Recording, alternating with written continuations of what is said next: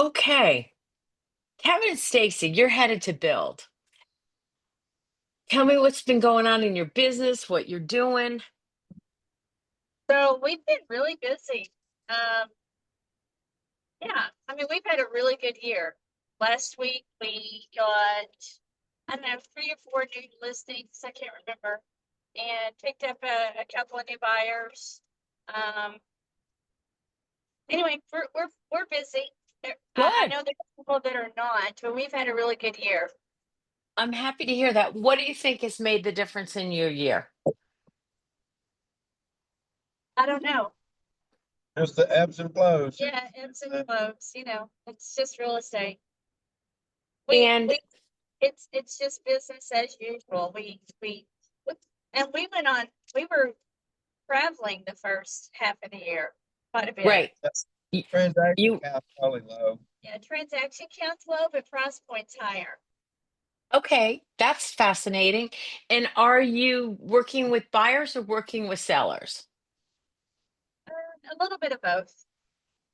And how's the buyer broker fee going? Here we are a year later. Everybody thought we'd be all shut down. Yeah, it's nothing. I mean, it was what we were already doing anyway. It's no big deal. So the reason you guys are still doing well, and yes, there's ebbs and flows, is because you're consistent. When you say We try to be. come on, you're getting not giving yourselves a lot enough credit. So, You follow, you don't let it we are get in your less, head. we are less consistent than we should be.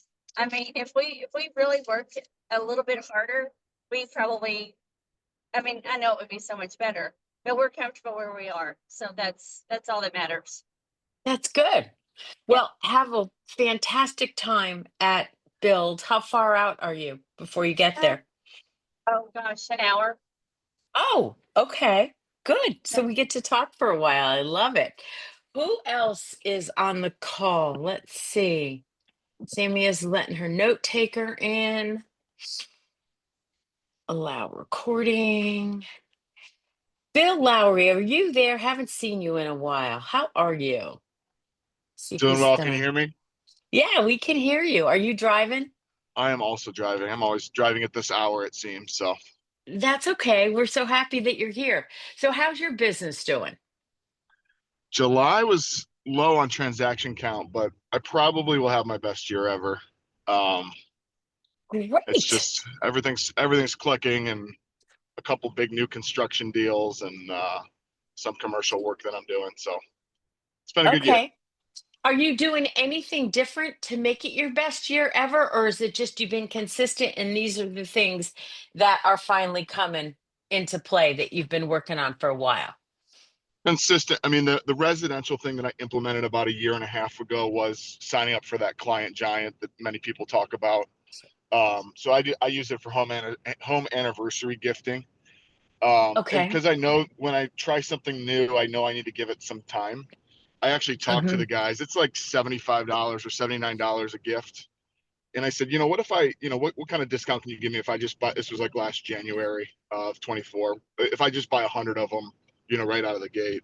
And they gave me a good price break on that because I knew I had to do it. I had to be consistent with it. Now those people are expecting the gift. So the nice thing, if you aren't familiar with the service, you put in their address, obviously their home anniversary date. It sends you something a couple weeks ahead of time if you want to modify the message that's sent to them. And then the morning of their actual home anniversary, it gives you a text reminder to reach out to that person. I'm not the best at tracking correlation from, okay, this person went to that.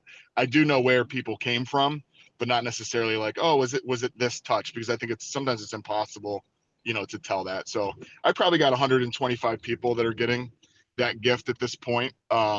Being around the business since '08, I had a good amount of people in there. So if they're people I want to be around, people I want to work with again, um, and at a price point, I guess that is worth that investment as well. So it's been a great system. That's great. Thank you for sharing that. So, is it an actual gift they get, or is it just your? Yeah. So the first gift in the series. So if I signed you up today, you would get the first gift, even though other people are getting a different gift. It was a home pizza making kit, and it always has something personalized to the home. So it has your GPS coordinates on the pizza cutter, on the handle of it.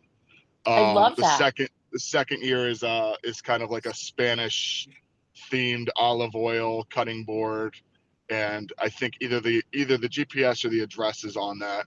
They probably do GPS so they don't screw up. Like at least in our market, you've got Akron, you've got Fair Lawn, and it's all kind of the same thing, but people are Hmm. particular about what you put in the address field. Sure. Annie's asking, what's the name of the company? It's called Client Giant. I had never heard of them. This is the first time I've heard of this. And how much a year is it? So I pay 79, I believe, a gift per gift, and you can just have it pay automatically. There's also, if you hop in there, there's a bunch of different options. I have a couple people on a quarterly gifting plan that costs me $250 a year.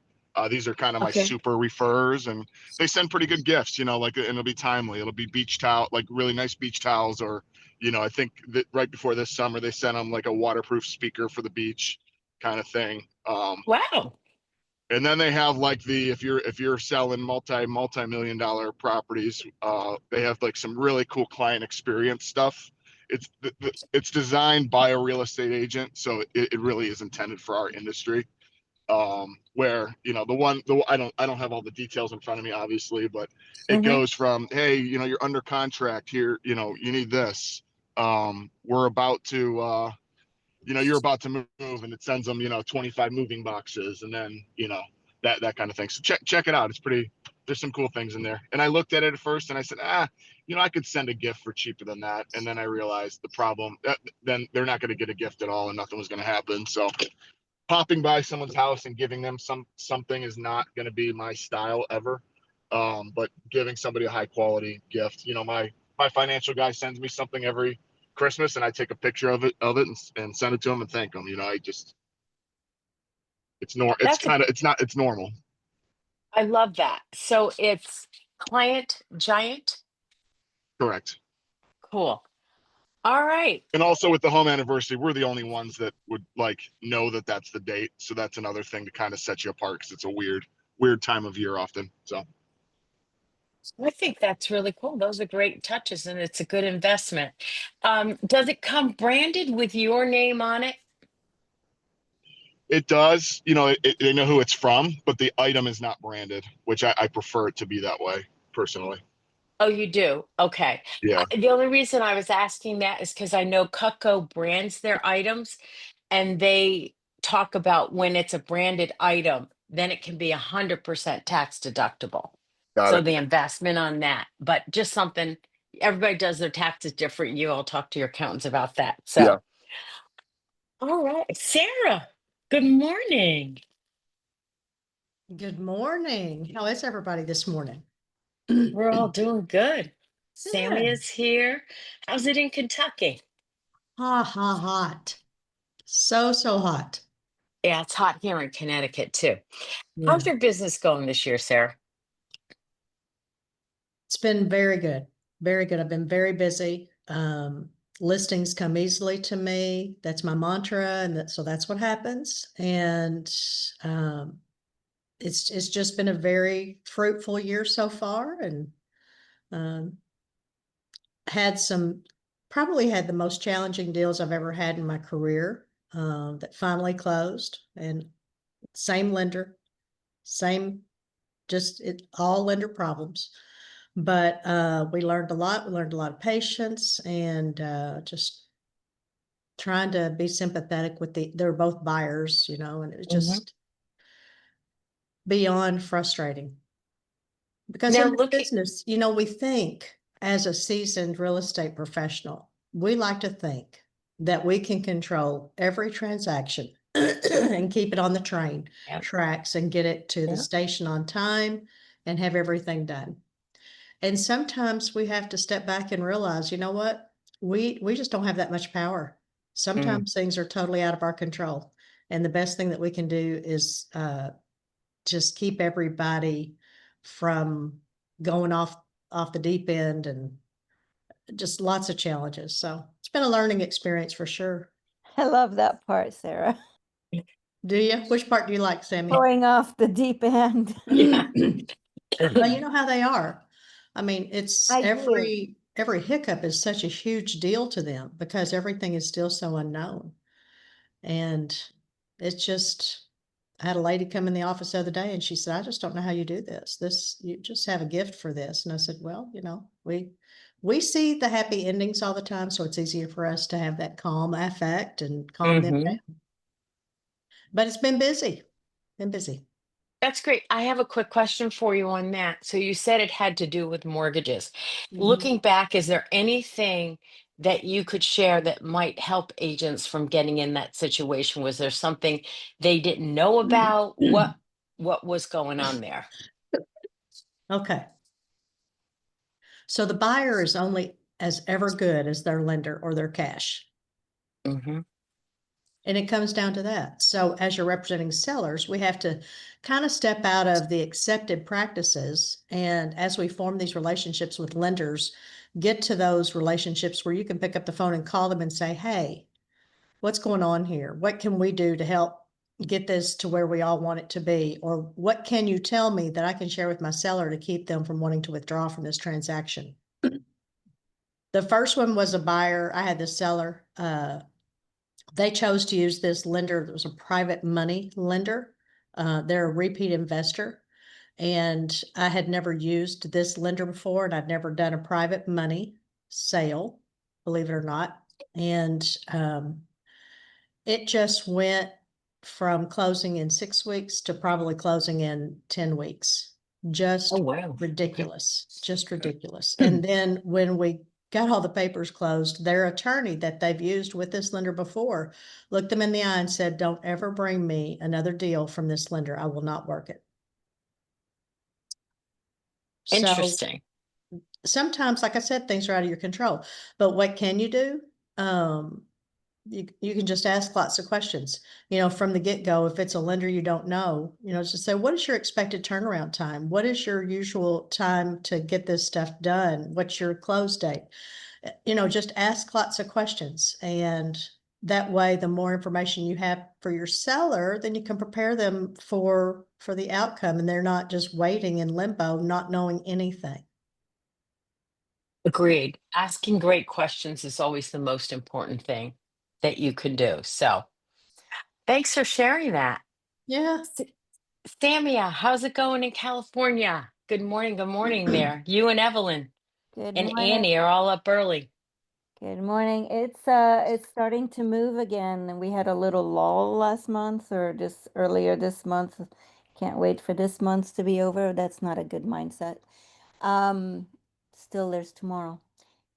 So, things that have been sitting, I was just looking at the market analysis, are finally pending. So, a lot of closings, which is great. Yay. It just sometimes doesn't make sense why something isn't moving, but I Hmm. have faith and I just ran the numbers. It was still under market, so I'm not going to recommend a price reduction. Oh, okay. So But staying on top of things, obviously. so long as you're still getting showings and people asking about making an offer, that's.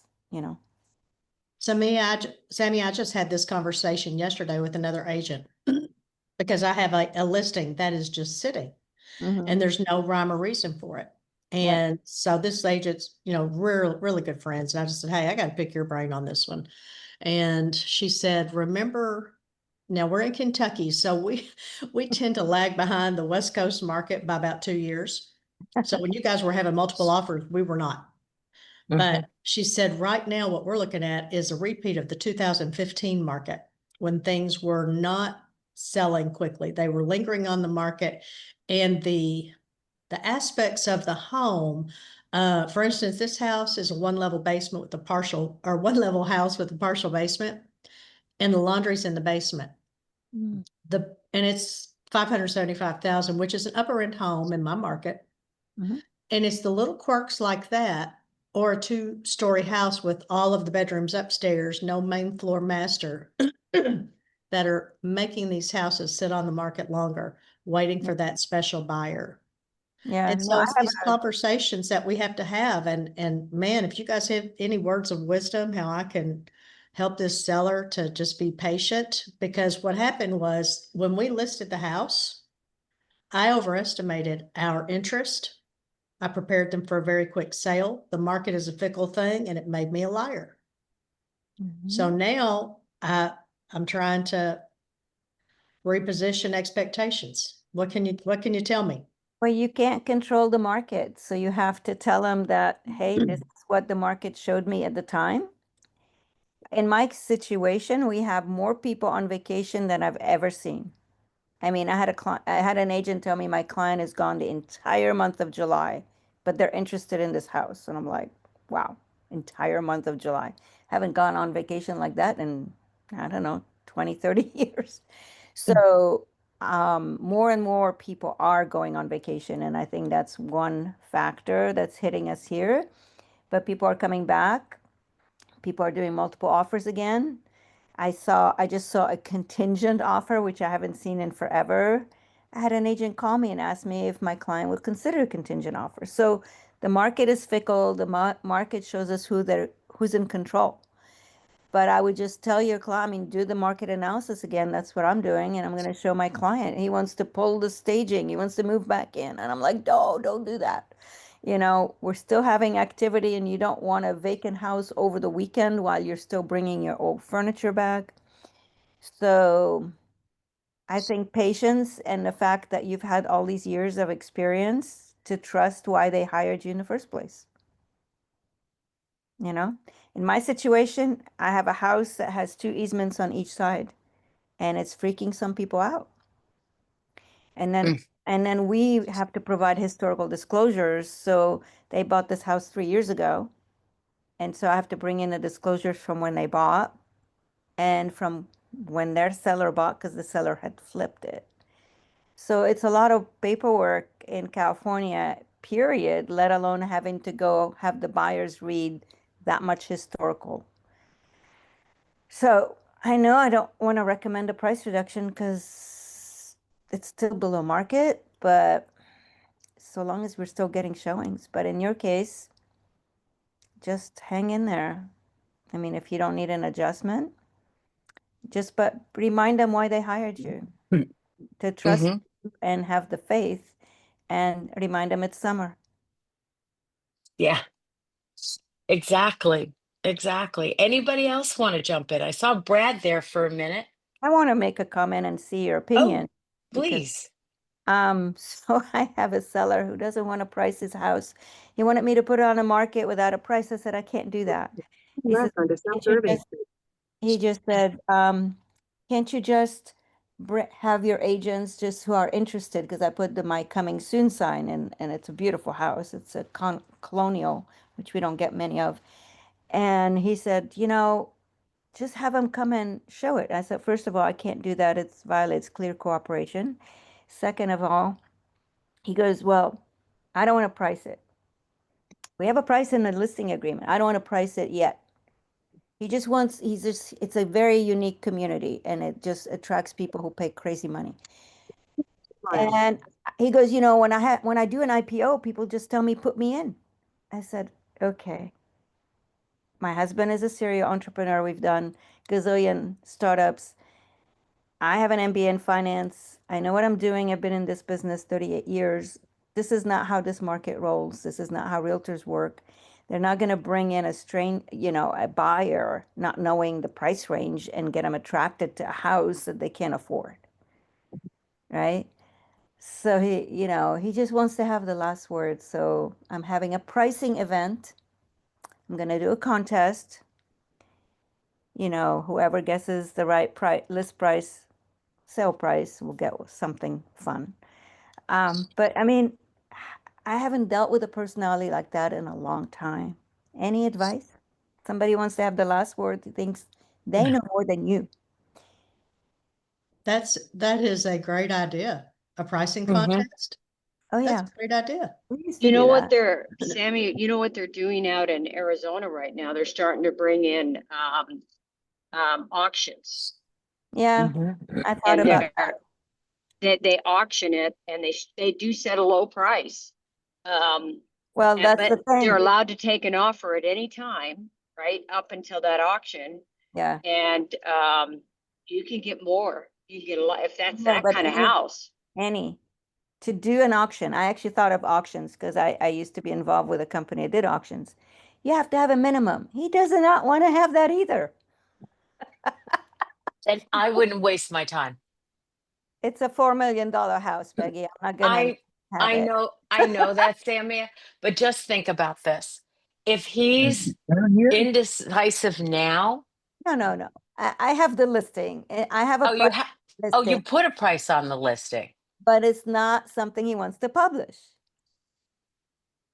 So anyway, I'm just talking about dealing with these difficult personalities who You think they know, know more. I haven't had one of those in since I started my career, and that's my son's godfather who took Apple public, and he just thought, he knows his shit more than anybody else.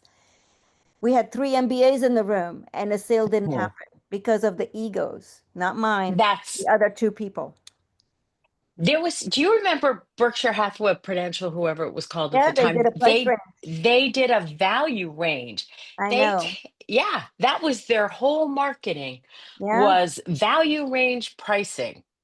Um, I spoke to Leslie, who was our NAR president. I was at Star Power last week at the oh, you saw Leslie, okay.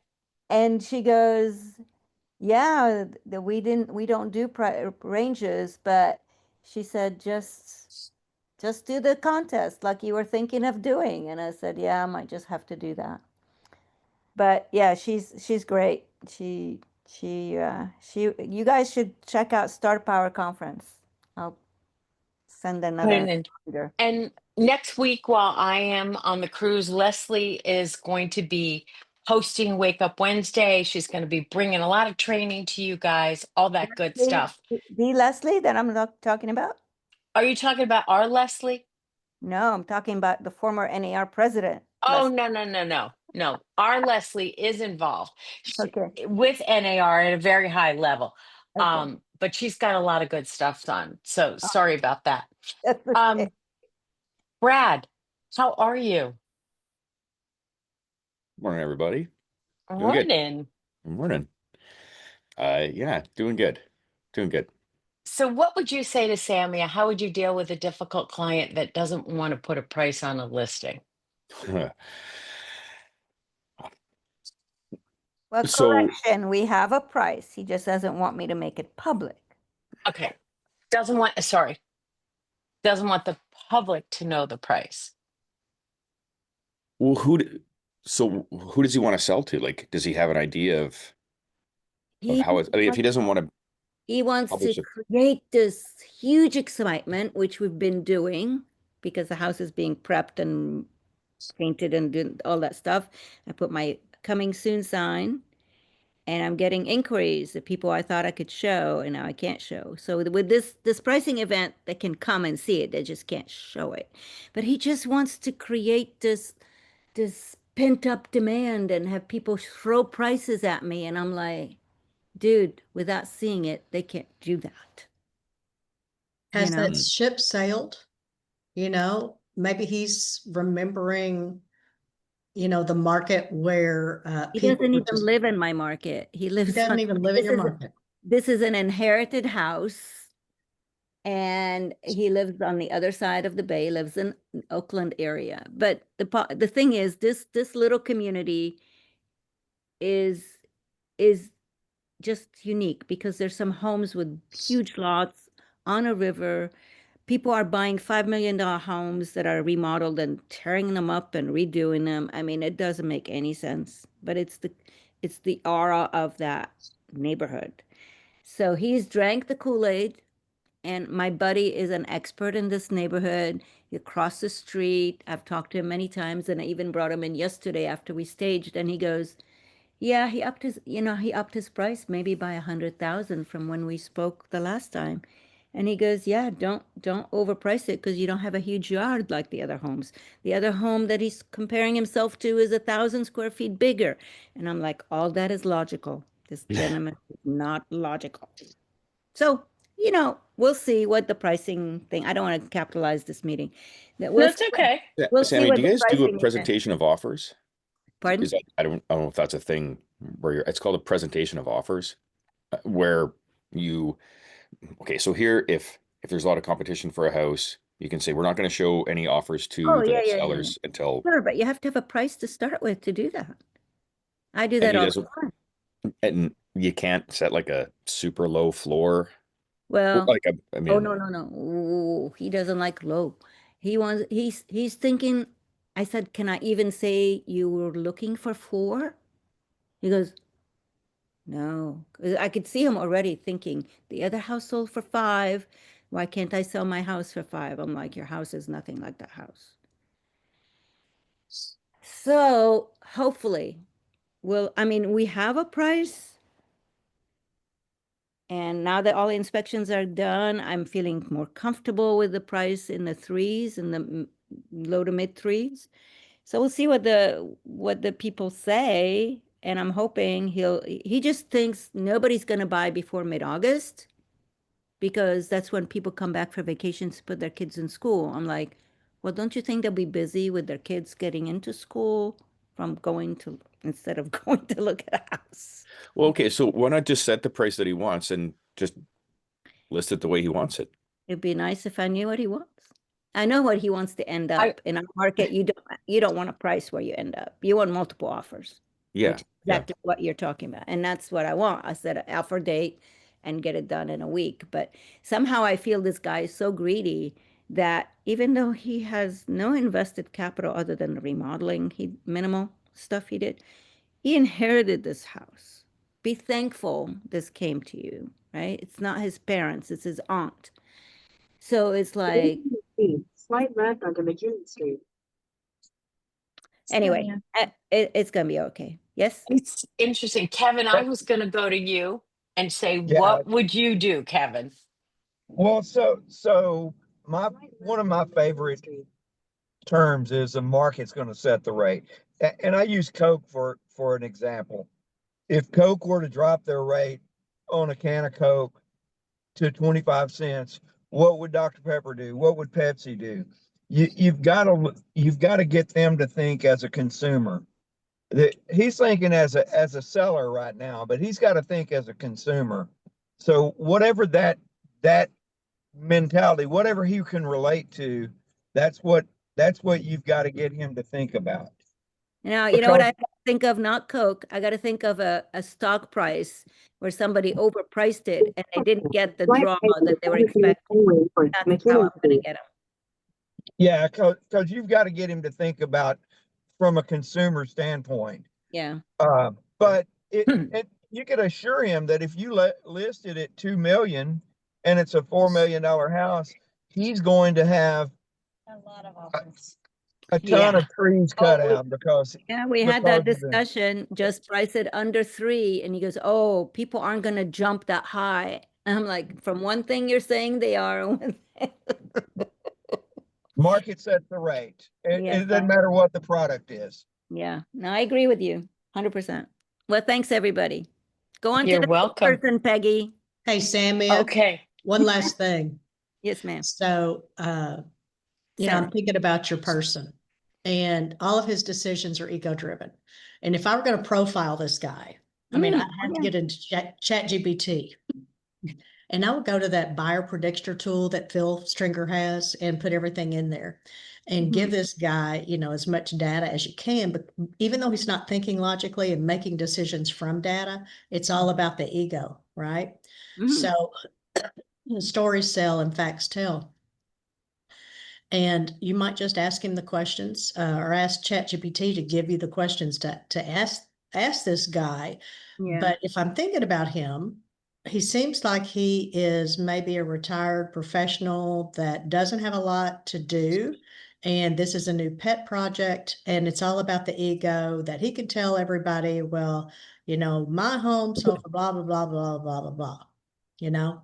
But that buyer prediction tool, look into it. It's pretty amazing. I've seen it. Yeah, I've used it a little bit. But yeah, no, I think chat will be toning my responses because I try to think before I respond to him because whatever I say, he wants to have the last word. So I just kind of, I mean, it raised my blood pressure. I have surgery tomorrow. I don't need surgery. I don't need that blood pressure to be as high as it was in my pre-op appointment. I've never seen my blood pressure so high. So Well, Okay, just right there. Yeah. yeah, thank you. Goodbye. I have to go show an agent the house in a few minutes, so I'll leave a little early. All right. So I would love to ask you guys if you would just sit for a moment and listen to my opening for my build at sea. Oh yeah. Because I have to tell you, I had a panic attack at 3 o'clock this morning. I've shown up today in my authentic self, no makeup, no nothing. I have been working on this. I'm actually sweating and nervous even doing this with you guys. I texted Sarah last night and I said, I need some Sarah. I almost jumped on a plane to like get somebody to calm me down. So for those of you that don't know, I am leaving on Sunday to go to Nassau, Build at Sea, Brent Gove's big event. It's the longest one. It is 4 days. There are some pretty freaking impressive people going to be on this stage, guys. So I've been like, oh my God, what am I going to talk about? What am I going to talk about? So I just want to get you in the moment, okay? So I'm nervous. But here we go. And This is Sammy, yes, this good is a luck. safe environment. Thank you. So imagine this, guys. All right. Good morning. We've all brought a chair with us on this ship. Some of you are sitting in chairs you love, some chairs that feel like home. Some of you are sitting in chairs that have outgrown, chairs that represented who you used to be, not who you are becoming. Some of you have dragged chairs here from the past, from old brokerages, from relationships, from patterns you swore you'd outgrown, but you still brought them. And some of you didn't even choose your chair. It was handed to you by your upbringing, by your family, by your fears. You're sitting in a story, a script, and maybe you don't even realize it's time to stand up and pick a new chair. It's time to burn that script and rewrite your story. Okay, that's the beginning. That is beautiful. You're bringing me to tears. Are you guys serious? I am serious. That's gorgeous. Peggy, that's a That great was great, analogy. Peggy. That sounded great. That's I love awesome. the Oh intention. yeah, The intention is Oh, great. girl, you're killing I'm it. like, so creative and so impactful, makes people think deeply, and it's so different from anything else they're going to hear. so here's why I got extremely panicky is Veronica got on the call yesterday. We're having our prep call. Veronica Figueroa, she's running this whole show. And she's like, I don't want you guys telling your story. You got to make sure you get them to think and blah, blah, blah, blah, blah. So I was like, oh my God, I'm not talking about this.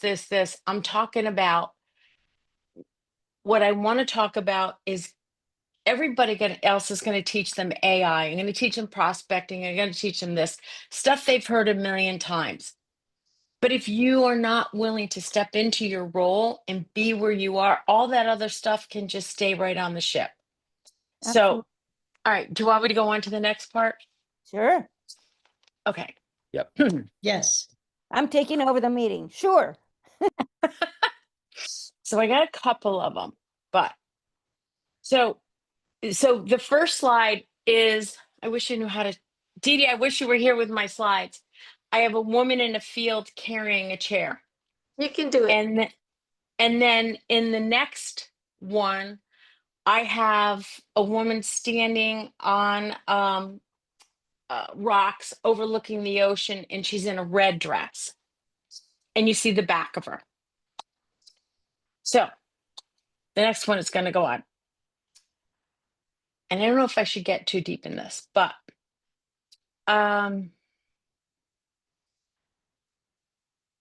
people used to say that I looked amazing, but I was dying inside.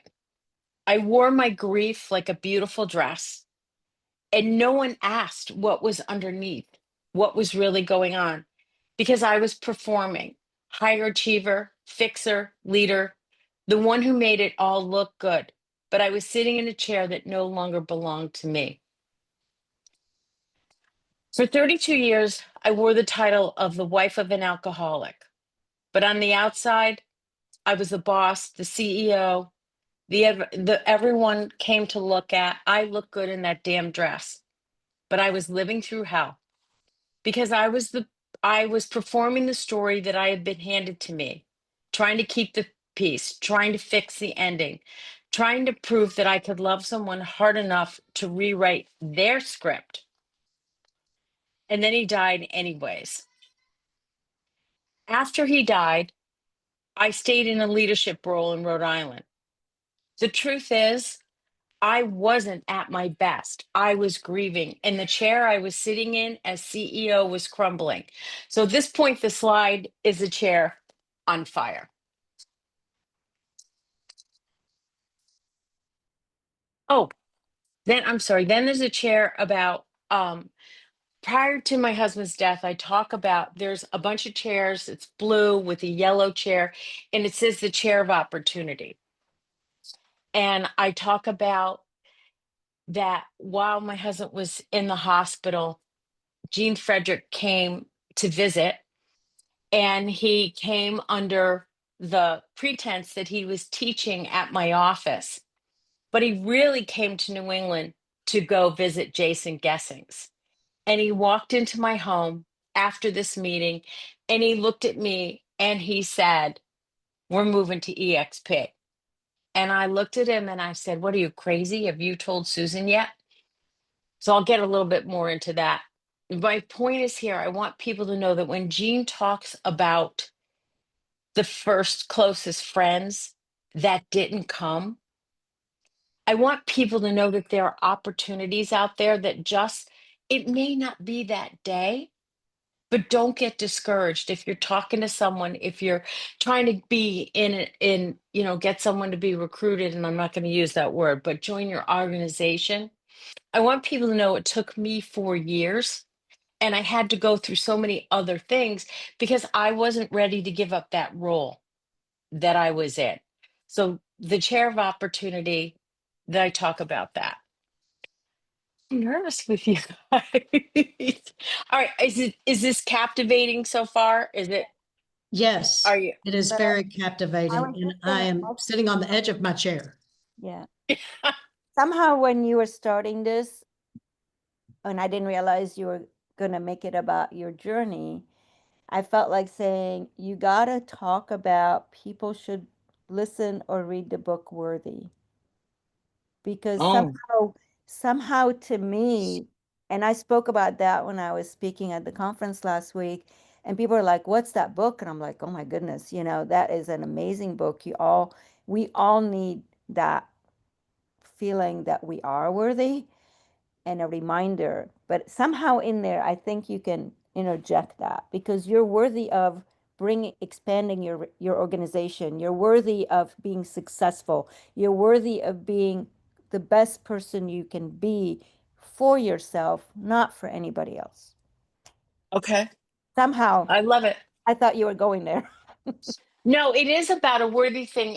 And what I want to bring them to is I want to talk about how just because something isn't happening right now doesn't mean it's not gonna happen later. Um, and I got 15 minutes to throw this all together. So what I want people to also think about is, so here you are on this ship with 5,000 people, surrounded by conversations that could change your life if you let them. Are you willing to slide your chair to a new table? Are you willing to have a different conversation? Ask better questions. Because right here, right now, might be the moment you finally say, I'm not carrying that baggage anymore, that story, that everything that I've been bringing. So I'm trying to transition into all of that. You following me so far? Love I'm the really. chair analogy, and I'm sorry I have to go, but that's awesome. Are We're gonna- you, Sammy, text me and let us know that you're going to be okay. You do like the chair analogy. Okay. Just Prayers keep for you, me in your Sammy. thoughts and prayers. Thank you. Yes, ma'am. We love you, and I know We it'll be love you. successful. Thank you. Oh, so I have all these notes, guys. And so this is where I am going with. So then I want to ask the questions. What chair are you sitting in right now? And was it ever truly yours? Are you in a role because you chose it, or are you in a role because you expected it? Is your business, if your business burnt down tomorrow, what part would you be able to rebuild? Or would you be in the chair of, oh, me, I can't rebuild. I'm not good enough. That's the way it was supposed to be. Um, what are you still carrying just because it once worked but no longer does? Is it a mindset? Is it a marketing plan? A belief about what could be possible? Are you confusing your chair of loyalty and obligation? Are you there out of obligation? Are you there out of loyalty? And is it time to release something that's draining your energy? So those, all right, what do you guys think about those questions? I'm just sitting here waiting to hear more. Me too, Sarah. Me too. It looks, the list goes on and on. Like, what else is there? The So, letting go of something that doesn't work is really good. so then I'm going to talk about how the chair story comes together. So when my husband died, and I've got this all written, but I'm giving you not in order because I'm nervous. When my husband passed away, I had an opportunity to move to California and start the KW luxury office. And out of everything that I could take with me, I shipped maybe 30 boxes, and I took my dining room chairs, not the table, just the chairs, because I wanted to recreate something. I wanted to recreate a life that I thought I had that really didn't always show up in the right way. So I moved the chairs to California. Then I moved to Florida, and there'll be a short story in there. And then after my brain surgery, I decide that California is where I need to be, and Florida's not serving me. So I go back, and then there's a slide with the chair in a U-Haul. As I stood there looking at that U-Haul and those chairs, I realized that I could no longer take that story with me, that those chairs were no longer serving me. And once I released them, my whole life changed. It was freeing. My mind opened up. I realized, yes, I was worthy. Yes, I deserved where I was going and what was going to be happening with that. So I kind of go into that. And then I talk a little bit more about, again, I have a bunch of questions that I've written, deep questions about where they are in their business. How can this be whole? The chair that Sammy is carrying around is a seller that doesn't want to sell, folks. Is like, I would have tossed him in that chair over so fast, but that's just me. But what are you allowing yourself to do? So then I say to everybody, in order to really move forward, you've got to pick a new chair, but you've got to get rid of your chairs. You've got to open your mindset. And then I have a slide on a balcony of the cruise with chairs being thrown into the ocean. So in order to move forward, we have to release those chairs. And then I show a table with chairs. Oh, I do have a screen in there about how I found my voice and how my new chair, and it was called Wake Up Wednesday. So that's when I realized that I had something to say and I was worthy of having a platform. So I talk about that, and then close up with a beautiful deck over the water with a bunch of chairs at a table. And I invite everybody to be in my chair. God, I'm nervous as heck. I love it. So Did you? let's, Peggy, I can't wait to Those hear 15 the whole minutes. thing. Yeah, this is really interesting. And you get 15 minutes to speak only those. It's gonna go by fast. We Oh, were I there know. together last year. Remember, every speaker, the time went by really fast. So, Really, really fast. and you're gonna do so well, Peggy. This is a great message to everybody. So what It's are you different. guys taking away from it? Because Veronica scared the heck out of me last night when she's like, I don't want to hear about your stories. I want to make sure that people walk away with things that they can do. And everyone's going to get the slides. It's going to be emailed to everybody. So in the slides, it's going to have like questions that they can, I'm not just leaving them hanging there because you can't do all this in 15 minutes. I really like that, Peggy, because so many times when we're at these conferences, we're taking notes, we're recording, because there might be, little nuggets. But as you're telling me all of that, I can't help but introspect and think about the chair that I'm in. Is this the chair I want to sit in? How long do I want to be in this chair? Is it comfy? Is it too comfy? And I think that I like that it is a thought-provoking message that's just going to be something totally different. That's just going to it's not rah rah, it's not loud music. It's just like, let's sit back and let's just think. Let's just, at this moment in time, where are you at right now? And I think it's going to just really, I think it's going to hit so many people. And you may never know how many people you're going to touch with it. Thank you. Often we remember not so much what was taught by the person on the stage, but how they made us feel, right? And this is something that's going to make them feel something. And it's going to, like, because you're not appealing to their brain or their mind so much, you're appealing to their heart. And that's powerful. So Okay. tell your story the way you want to tell it. Like, you got to leave them with something useful. And like, this is something useful. It's not, everybody knows, yeah, we should do more marketing or we should do more, whatever. But this is something that could really have an impact on people. You'll see. I And we totally invite agree, them to Peggy. bring their chair to the Wake Up Wednesday table. Exactly. Yes. Yes. And I agree, Peggy. And you're not selling anything. A lot of the speakers, they tell their stories and then they go to slides about where to reach them to buy stuff. And you're not selling anything. You're bringing something of tremendous value to the people. It's Well, going to be a great 15 minutes. I'm going I to think, miss it. I think your personal story, Peggy, is incredible. And the reality of it all is we all have a personal story that that people don't share, people don't know, but it's there. And by you being vulnerable is going to really draw them in and help them see that, hey, we're all in the same boat. Mhm. I want people to realize because I know this, and we've all said this on this call and other calls. We show up and we take notes. We never look at them again. We walk away going, "Oh, that's great AI. Oh, I should buy this marketing piece. Oh, I should do this or that."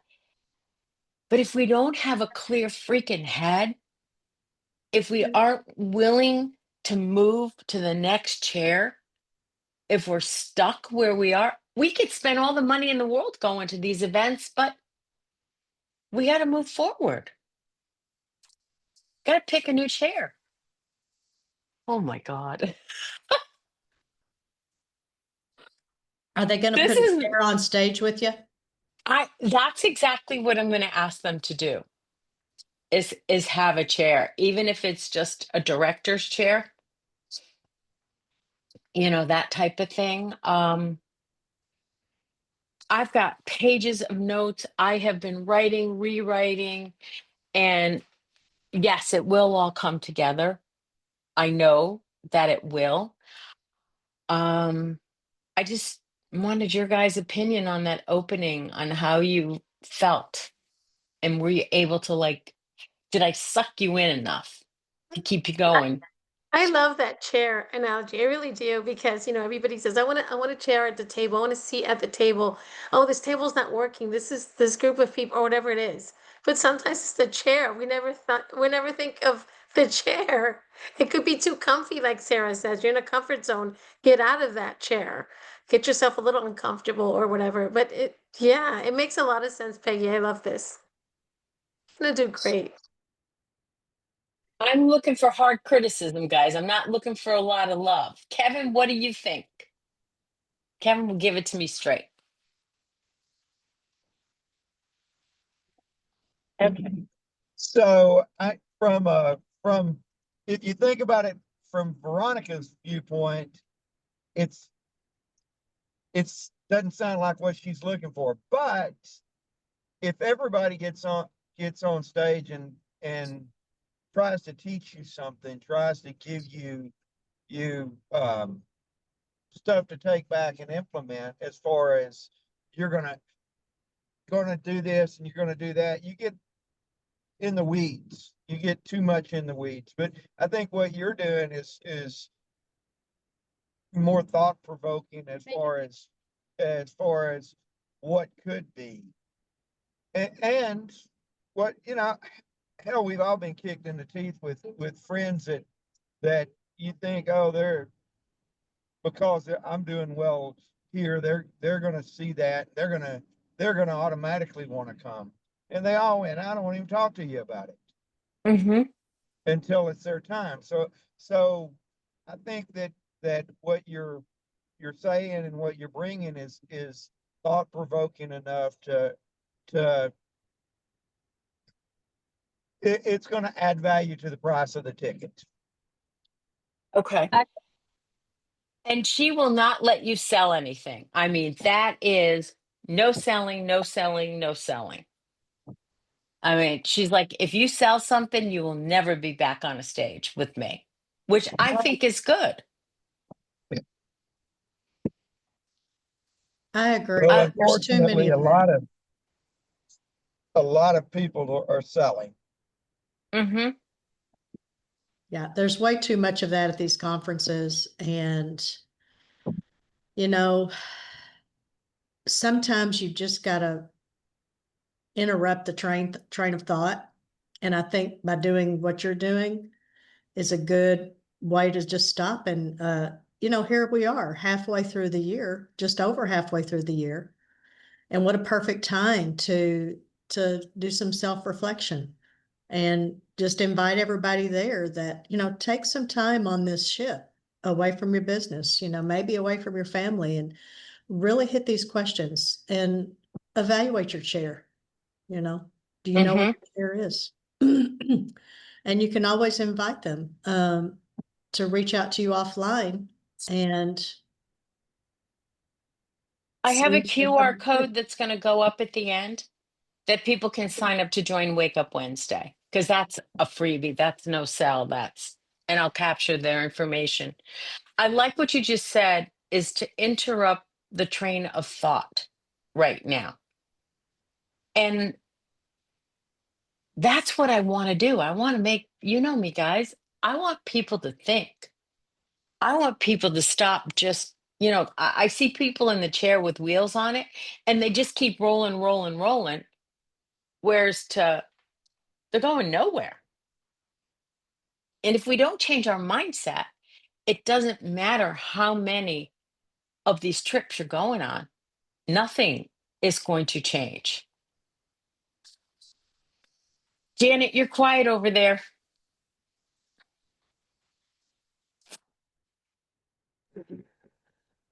That's because I'm thinking. I mean, what you have said is just like it does. It makes you really think about everything and how, on the outside, the perception that everything is going fine and life is great. And before I joined EXP, that's what everybody thought. And nobody ever came to me because they were like, we thought you were a lifer at that last brokerage. And I was so unhappy. I was going to retire my license. And then I found EXP by accident. And I said to somebody, can I just sign up under you if I don't ask you too many questions? So it is very compelling to think that, oh, life is great. We all put on that face and we don't want to share our inner struggles. We want everybody to think life is going wonderful. Thank you. And I want people also, not everybody's having a great year, but they need to ask for help. It's okay. There's going to be so many resources here that if you need to slide your chair to someone who's doing it at a very high level, it's okay. You don't have to show up looking beautiful all the time, making everybody think it's perfect when you're dying inside. 15 minutes. You can do it. You can do it. I just like what Kevin said, it may not be what Veronica wanted, but they kind of knew what I was going to talk about. So Peggy, you do a I, full hour here. Do a full hour here. And last year when I was there, a lot of speakers told their personal stories. Coach Burt told his story about being a coach for many years. Gogo told her story when she first arrived in this country. yeah, They all tell their stories and then they lead into what they want their message to us. So I think, yeah, starting with a story is wonderful. It hooks you in and then you listen to the rest. I think it's wonderful. Again, 15 minutes is gonna fly, Peggy. It's gonna it fly. is. It is definitely going to fly. Um, Anybody else want to jump in? It doesn't have to be all about me with this. Um, I wanted you to hear the hook in the beginning. I love the hook. Okay. I've been reading or listening to the book Leo Preha recommended, How to Do a TED Talk. And it talks about the first intro, the first few minutes that you've got to hook them. And that's exactly what I want to make sure that I'm doing, is hooking everybody. Annie, do I have your blessing on this? She'll tell me. Oh, Yes, you she's do. I muted. love it. Love Okay. it. I wish I was there with you. I wish you all were there with me. Annie, Kevin, Stacy, Dee Dee, Brad, Sammy as note taker, Hey Janet. Peggy, don't forget that some of us are in chairs that not only swivel, but they spin around. So some people are spinning in circles. They don't know where they're going. So maybe get out of that spinning chair and get in a stable, more solid chair, right?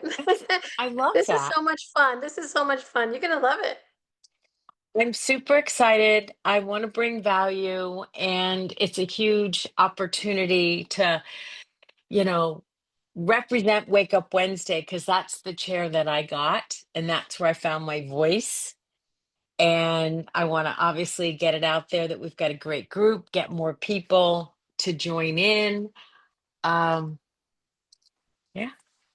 So I am off to, and my godson Jack is going with me. At the very last minute, you had to pay for double occupancy, and I couldn't get a roommate, Sarah. I tried very, very hard. I opened up like, who wants to go? But anyways, I've been hanging out with Jack. He was in California last week with me. And I just said, he goes to the retreats. He knows all this. He knows a lot of the people. He still, guys, I had to give him his own chair last year. And when he decided to move his chair back from California to Connecticut, it's been a tough year. It's been a really tough year. And I didn't want him moving that chair. I wanted him to stay right where he was. I don't know how y'all do it as parents all the time. I just get them in small pieces as my godchildren. However, I learned a huge lesson. And we have had great conversations. And he said yes to going. I presented it in a way that it was completely up to him. Wanted to give him this opportunity. I would love to have him there with me. I said, you got to buy your plane ticket to get home. I'll get your plane ticket whichever way, but you got to participate in your plane ticket. And I would love for you to be there and grow some more. And then I just let go and let God. And oh my God, he said yes. So next week, I won't be with you guys, but it will be Leslie will be there. We'll get a flyer out. I love all of you. Please think of me. I don't know what day I'm actually speaking, but thank you, Dee Dee. Thanks, Brad, Annie, Janet, Evelyn. Let's see, Carlene, Anthony, and Tyler. And of course, Sammy is note taker. Sarah, I'll talk to you later. Bye, guys. Bye, Peggy. You can Thanks, do this. Peggy. It's gonna be That'd awesome. be great. You got Thanks, it. guys. Just I have fun with appreciate it. it. See everybody. Have fun with it. Bye. Thanks. Bye, guys.